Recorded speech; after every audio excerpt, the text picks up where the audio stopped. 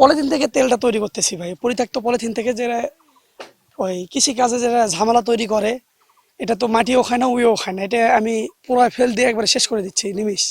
বাংলাদেশে এই পলিথিনটা বর্জ্য হিসেবে ব্যবহার হয়। এই পলিথিনটা বর্জ্য হিসেবে ব্যবহারের পর এটা অনেকটা দেশের জন্য রিস্কি হয়ে যায়। আবাদ বনাত করা যায় না, যেখানে থাকে ওখানে শিকড় যেতে পারে না গাছের। চিন্তা করলাম এটা যদি আমি নিমিষ করে দিতে পারি, তাহলে আমাদের বাংলাদেশটা উন্নত হবে আর পরিচ্ছন্ন বাংলাদেশ আমরা করতে পারবো।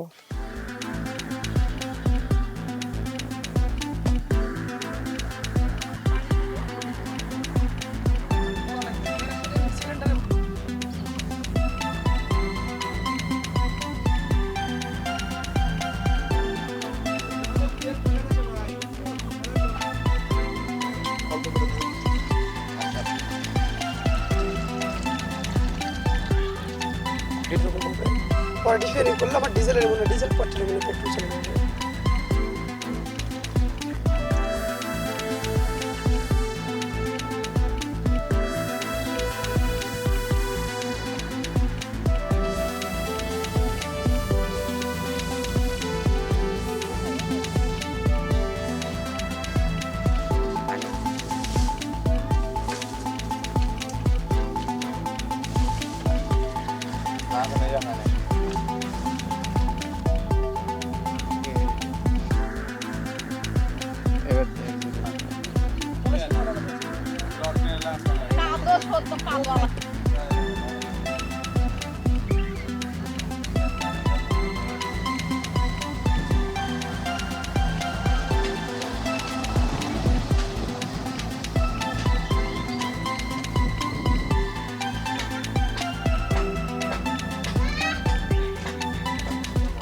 পরীক্ষা দিতে যাব, এনি টাইম তেল নিতে গেছি।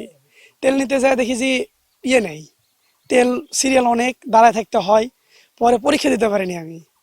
পরে চিন্তা করলাম যে এটা কি করা যায়। পরে আস্তে আস্তে করলাম, করার পর এখন এই তো তৈরি করতেছি। আরও তৈরি করবো, আরও 10 জনকে হেল্প করবো যেন এরকম বিপক্ষে কেউ না পড়ে। পলিথিন থেকে তেলটা তৈরি করতেছি ভাই। পরিত্যক্ত পলিথিন থেকে যে ওই কৃষিকাজে যারা ঝামেলা তৈরি করে, এটা তো মাটিও খায় না, উইও খায় না। এটা আমি পুরো ফেল দিয়ে একবারে শেষ করে দিচ্ছি নিমিষ। বাংলাদেশে এই পলিথিনটা বর্জ্য হিসেবে ব্যবহার হয়। এই পলিথিনটা বর্জ্য হিসেবে ব্যবহারের পর এটা অনেকটা দেশের জন্য রিস্কি হয়ে যায়। আবাদ বনাত করা যায় না, যেখানে থাকে ওখানে শিকড় যেতে পারে না গাছের। চিন্তা করলাম এটা যদি আমি নিমিষ করে দিতে পারি, তাহলে আমাদের বাংলাদেশটা উন্নত হবে আর পরিচ্ছন্ন বাংলাদেশ আমরা করতে পারবো।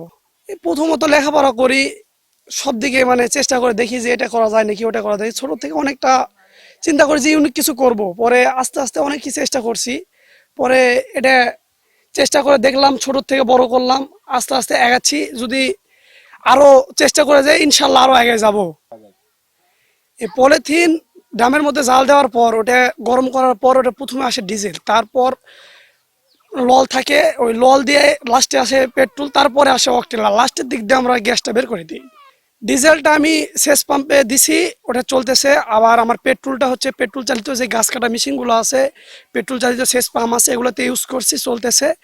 মোটরসাইকেলও চালাইছি আমি, আরও 2-1 জনকে দিছি, ওরাও চালাচ্ছে। কিন্তু এটা আরও যদি রিফাইন করতে পারি, বাংলাদেশ সরকার যদি আমাকে হেল্প করে, আমি আরও এটা উন্নত করব। আমি কাছে এলা অজগবি কোনো দেশের নেই আজ্জেত নেই, তুই এলা কাজকর্ম করছে মানুষে খারাপ করবে বা নিজের সব মানে কাম কাজ গরু বাছা সব ফেলেতে এলা খেলা না বেড়ানো, এলা কাম ভালো লাগে না, হ্যান ত্যান এলা বলেছি। বলার পর দেখেছি যখন আমাকে প্র্যাকটিক্যাল দেখাচ্ছে যে ওই যে জমিত একটু আবাদ খেত করি, জমিত পলিথিন পড়ে, সেই পলিথিনটা কিন্তু ওই জমিতে ওই জায়গা আবাদই হয় না। দেখা যাচ্ছে পলিথিন কুড়ালে মানে দেশেরও ভালো হবে বা রাস্তাঘাটেরও ভালো হবে, সবকিছুই ভালো হবে। ওই পলিথিন কুড়ে না, পলিথিন তেল বানাবা পারে ভালো।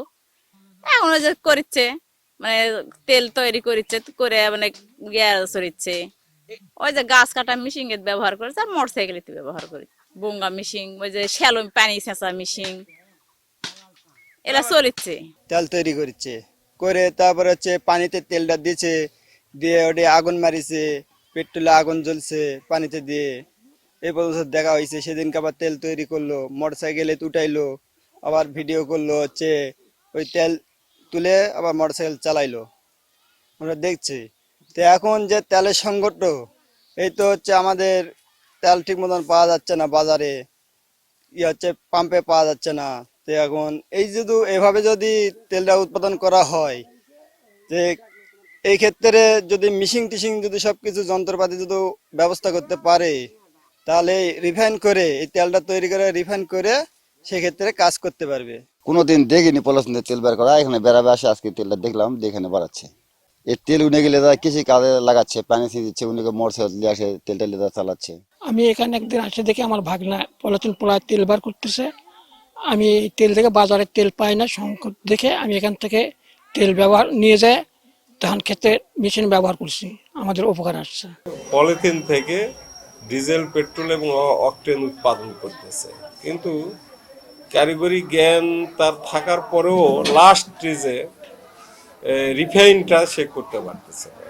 রিফাইনের যে সিস্টেম, সেই সিস্টেমে একটু ব্যয়ও বেশি। সেটা যদি করা যায় তাহলে সে মনে করতেছে যে প্রতিদিন 300-400 লিটার অকটেন ডিজেল উৎপাদন করা সম্ভব। আর এই মুহূর্তে যে বাংলাদেশের পেট্রোল, অকটেন, ডিজেলের যে ক্রাইসিস,